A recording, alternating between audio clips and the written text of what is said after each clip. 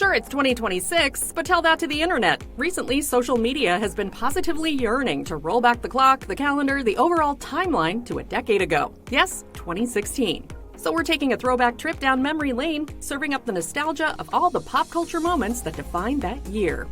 Category is music, and Beyoncé had us all in a chokehold with her Lemonade album and its lead single, Formation, the video of which contained stunning visuals and choreo, with the message being Queen Bee's celebration of Black culture, as well as a look into how the Black and queer communities are often at the front line of political phrase. Not to mention, the album took a deeply personal dive into her relationship with husband Jay-Z, and Becky with the good hair became a sensation all her own. Prior to the album drop, Beyoncé paid homage to the Black Panthers in her Super Bowl performance of Formation at the 2016 game, and took the stage alongside Coldplay and Bruno Mars to Uptown Funk Us All Up.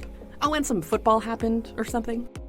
That same year, Beyoncé's Lil Sis Solange also made a huge splash with her album A Seat at the Table, which became the singer's first #1 album on the Billboard 200 in the US.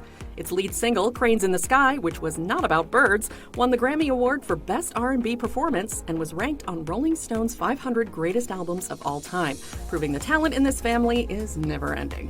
Over at the 2016 MTV Video Music Awards, the Princess of Pop, Miss Britney Jean Spears, returned to the VMAs for the first time since her infamous 2007 performance, doing a combo of songs with G-Eazy, including her track Make Me from her 9th studio album, Glory. During the show, Kanye West gave a nearly 7-minute speech comparing himself to geniuses throughout history before premiering the iconic video for his song Fade, which featured a glistening Tiana Taylor gyrating in the gym and giving us all abs-related FOMO. Taylor Swift didn't make the ceremony. She had jury duty. Honestly, relatable. But her absence was not a total shock, since 2016 was peak Ye and Taylor feud. And we won't get too into the weeds with all the details, but here are the most pivotal points that should be #noted.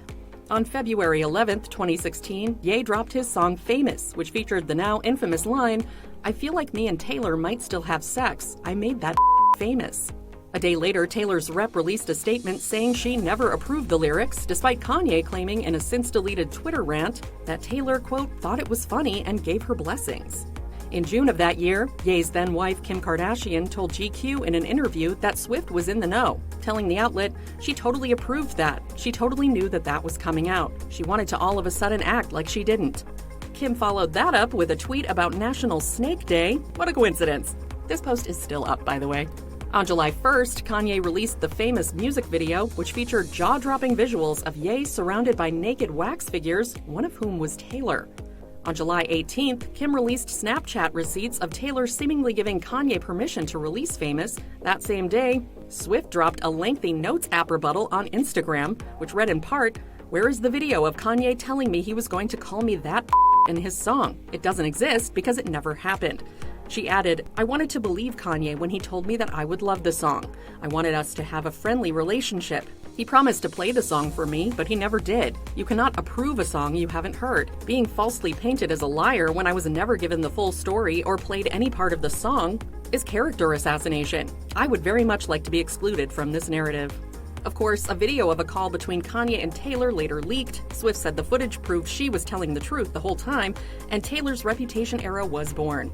But all that is 2017 stuff, and we're staying in our 2016 lane.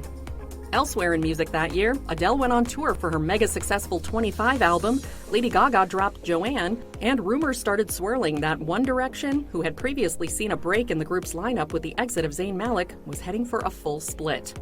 The top songs of that year included The Chainsmokers' Closer with Halsey, Justin Bieber's hits Love Yourself and Sorry, Drake's One Dance, Sia's Cheap Thrills, Hello by Adele, obviously, and This Is What You Came For by Calvin Harris and Rihanna and Taylor Swift, but we'll get into that later.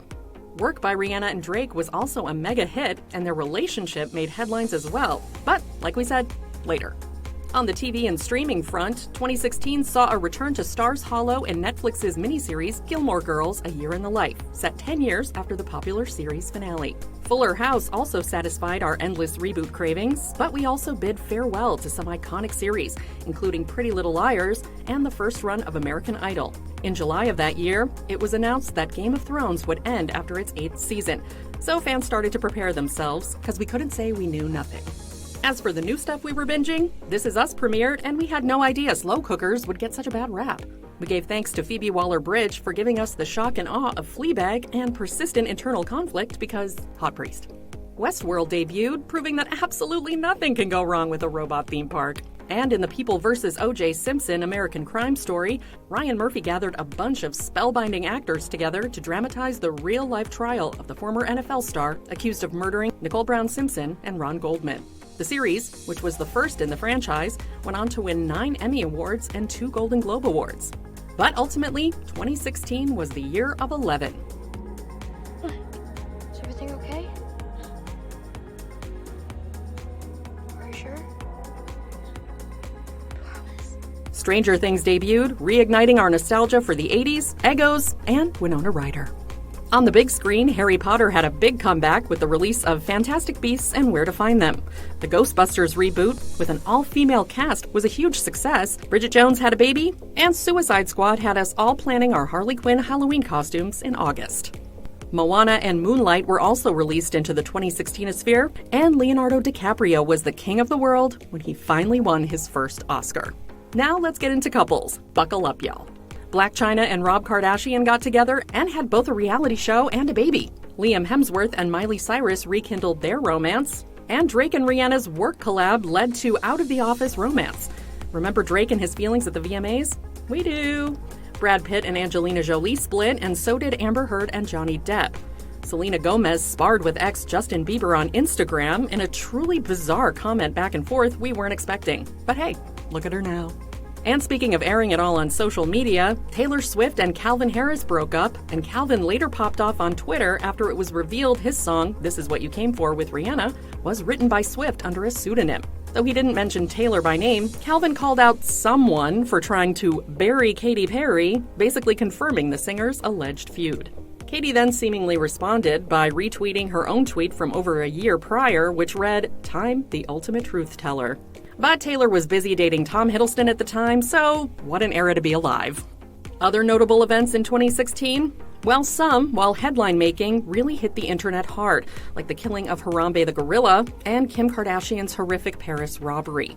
In fact, Kim recently responded to the trend we're talking about with a post on January 17th, 2026, which read, "I promise, whatever happened to you in 2016, mine was crazier." But on the lighter side, Hamilton was positively blowing up, and Kylie Jenner gave us all a New Year's mantra to remember. I feel like this year is really about the year of just realizing stuff. She also realized she should officially launch Kylie Cosmetics because those lip kits were on fire. Both the Mannequin Challenge and Pokemon Go had us glued to our phones, well, more than usual, and the Rio Olympics gave us more golden moments than we can count. Hi, PETA! Serena Williams became the highest paid female athlete while also starring in Beyoncé's video for Sorry. Boy, bye. Shailene Woodley was arrested at the Dakota Access Pipeline protest, and we first met Bad Baby, aka Danielle Bregoli, on Dr. Phil. Girl, we're staying inside for the time being to take in all these 2016 memories, and we ain't sorry.